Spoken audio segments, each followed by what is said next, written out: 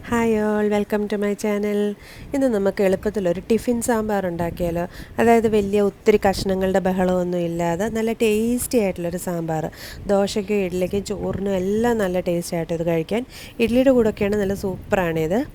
ഇപ്പോൾ നമുക്ക് ഉണ്ടാക്കിയാലോ. അപ്പോൾ ഇതിനായിട്ട് ഞാനിപ്പം ഒരു അര ഗ്ലാസ് മസൂർ ദാൽ എടുത്തിട്ടുണ്ട്. തോരപ്പരിപ്പുള്ളവർക്ക് അതെടുക്കാം. ഞാൻ എല്ലാ വീഡിയോയിലും പറയുന്ന പോലെ ഞാൻ എപ്പോഴും മസൂർ ദാലാണ് ഉപയോഗിക്കുന്നത്. അപ്പോൾ ഇതൊരു 15 മിനിറ്റ് ഒന്ന് കുതിരാൻ വേണ്ടിയിട്ടൊന്ന് വെക്കുക. അപ്പോൾ ആ സമയം കൊണ്ട് നമുക്ക് കഷ്ണങ്ങളൊക്കെ ഒന്ന് അരിഞ്ഞെടുക്കാം. അപ്പോൾ ഞാനൊരു 2 വലിയ തക്കാളി, ഒരു ചെറിയൊരു കിഴങ്ങ്, ഒരു 6-7 ചെറിയ ഉള്ളി, പിന്നെ 2 മീഡിയം സൈസ് സവാള ഇത്ര എടുത്തിട്ടുണ്ട്. ശരിക്കും എനിക്ക് തോന്നുന്നു ടിഫിൻ സാമ്പാറിലേക്ക് അങ്ങനെ കിഴങ്ങിടാറില്ലാന്ന് തോന്നുന്നു. പക്ഷേങ്കിൽ ഞാനിപ്പോൾ ഇതിലൊരു ചെറിയ കിഴങ്ങ് ചേർത്ത് കൊടുക്കുന്നുണ്ട്. കാരണം ആ കിഴങ്ങിൻ്റെ ഒരു ടേസ്റ്റും പിന്നെ ഒരു കൊഴുപ്പും ഒക്കെ കിട്ടാൻ വേണ്ടിയിട്ട്. അപ്പോൾ ശരിക്കും എനിക്ക് തോന്നുന്നത് ഉള്ളിയും തക്കാളിയെ ചേർക്കാറുള്ളൂ എന്ന് തോന്നുന്നു. ഇപ്പോൾ അരിഞ്ഞ കിഴങ്ങിൽ കുറച്ച് പുഴു പോലുണ്ട്. ഞാൻ അതെല്ലാം എടുത്ത് കളഞ്ഞു കേട്ടോ. ഇനിയിപ്പം കിഴങ്ങിനെ നമ്മളൊന്ന് കുറച്ച് വലിയ ക്യൂബായിട്ട് അരിഞ്ഞാൽ മതി. സവാളയുള്ളി ഇപ്പം ഞാൻ 2 മീഡിയം സൈസ് സവാള എടുത്തിട്ടുണ്ടല്ലോ, അതും ഇതുപോലെ ഒന്ന് ക്യൂബായിട്ട് അരിയുക. പിന്നെ നമ്മുടെ ചെറിയ ഉള്ളി ആണെങ്കിലും അത് ഇച്ചിരി വലിയ ഉള്ളിയാണ്, അപ്പോൾ അതിനെ ഒന്ന് നടുവേ മുറിക്കുക. പിന്നെ നമ്മുടെ തക്കാളി ഉണ്ടല്ലോ, തക്കാളി തൊട്ടൊന്ന് ക്യൂബായിട്ട് അരിഞ്ഞെടുക്കണം. ഇനിയിപ്പം പരിപ്പെല്ലാം നന്നായിട്ട് കഴുകിയെടുത്തിട്ട് അതിലേക്ക് ഈ അരിഞ്ഞു വെച്ച കഷ്ണം എല്ലാം ചേർത്ത് കൊടുത്ത് പാകത്തിന് വെള്ളം ഒഴിച്ചിട്ടുണ്ട്. അപ്പോൾ ജസ്റ്റ് നമുക്ക് ആ കഷ്ണം എല്ലാം മുങ്ങിക്കിടക്കുന്ന രീതിയിലുള്ള വെള്ളം മതി. ഒത്തിരി ഒഴിച്ചാൽ കുക്കറിന് വെളിയിൽ ചാടിപ്പോകുമല്ലോ. ഇനി ഇതിലേക്ക് പാകത്തിനുള്ള ഉപ്പിടുക, ഒരു 1/4 ടീസ്പൂൺ മഞ്ഞൾപ്പൊടി, 1/2 ടീസ്പൂൺ മുളക് പൊടി, പിന്നെ ഇത് മല്ലിപ്പൊടിയാണ് ഇടുന്നത്. മല്ലിപ്പൊടി ഞാനൊരു 1 ടീസ്പൂൺ ഇട്ട് കൊടുക്കുന്നുണ്ട് കേട്ടോ. മല്ലിപ്പൊടി ഒരു ഇച്ചിരി കൂടുതലിരുന്നോട്ടെ, അപ്പോൾ ഒരു കൊഴുപ്പ് കിട്ടുമല്ലോ. പിന്നെ ഇതിപ്പോൾ സാമ്പാർ പൊടിയാണ് ചേർക്കുന്നത്.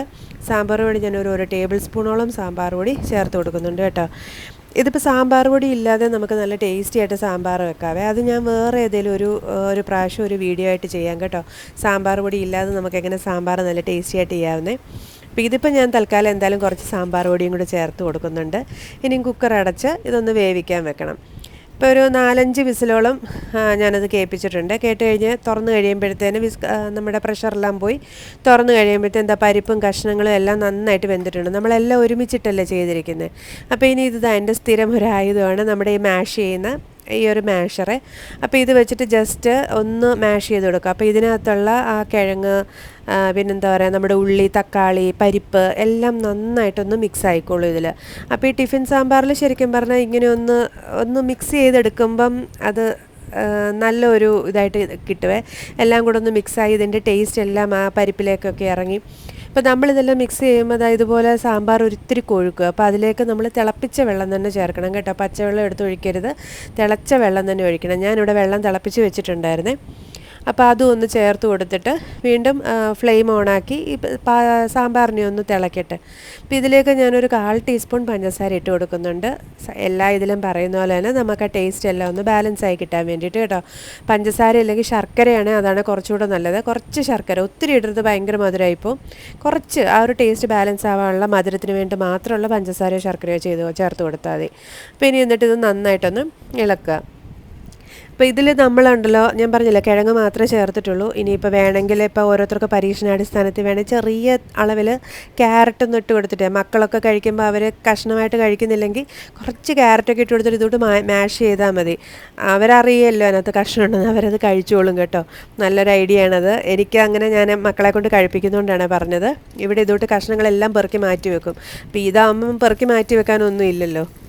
അപ്പോൾ ഇനി നമ്മൾ ഒന്ന് കടുക് വറുത്തെടുക്കണം. അപ്പോൾ അതിനപ്പോൾ ഒരു പാൻ അടുപ്പത്ത് വെച്ച് അതിലേക്ക് വെളിച്ചെണ്ണ ഒഴിച്ചിട്ടുണ്ട്. കടുക് ഇട്ട് പൊട്ടിച്ച് വറ്റൽമുളക് ഇട്ട് ചെറിയുള്ളി വട്ടത്തിൽ അരിഞ്ഞിട്ട് അതും ഒന്ന് ഇട്ട് കൊടുക്കണം. ചെറിയുള്ളി ഒന്ന് മൂത്ത് കഴിയുമ്പോൾ അതിലേക്ക് കായപ്പൊടി ചേർത്ത് കൊടുക്കണം. കായപ്പൊടി നന്നായിട്ട് ഇടണം കേട്ടോ, സാമ്പാറിന് അതാണ് ടേസ്റ്റ്. അപ്പോൾ ഈ കായപ്പൊടി ചേർക്കുന്ന സമയത്ത് ഫ്ലെയിം ഓഫ് ചെയ്താലും കുഴപ്പമില്ല കേട്ടോ. ഇനിയിപ്പോൾ അങ്ങനെ ഓൺ ചെയ്ത് വെച്ച് കരിഞ്ഞു പോകുന്ന പേടിയുള്ളവർക്ക്, ഞാനിതിപ്പോൾ ഏറ്റവും ലോ ഫ്ലെയിമിൽ വെച്ചിട്ടാണ് ചേർത്തത്. എന്നിട്ട് ഈ സാമ്പാറിലേക്ക് വീണ്ടും നമ്മൾ ഈ കടുക് വറുത്തതെല്ലാം കൂടെ ചേർത്ത് എല്ലാം കൂടെ ഒന്നുകൂടെ ഒന്നിട്ട് മിക്സ് ചെയ്ത് ഒന്നുകൂടെ ഒന്ന് തിളയ്ക്കാൻ വെക്കുക. പിന്നെ ഇനി ഇതിൽ മല്ലിയിലയുടെ ടേസ്റ്റ് ഇഷ്ടമുള്ളവർ മല്ലിയിലയും കൂടെ ചേർത്ത് കൊടുക്കണേ. ഞാനിവിടെ മല്ലിയില ചേർത്ത് കൊടുക്കുന്നുണ്ട്. അപ്പോൾ ഞാനിത് ആ ഫ്രീസറിൽ വെച്ച മല്ലിയിലയാണ്, അതുകൊണ്ടാണ് ഇങ്ങനെ ഇരിക്കുന്നത്. അപ്പോൾ നമ്മൾ ഫ്രീസറിൽ വെക്കണ മല്ലിയില കേടാവാതെ നല്ല ഫ്രഷായിട്ട് തന്നെ ഇരുന്നോളും.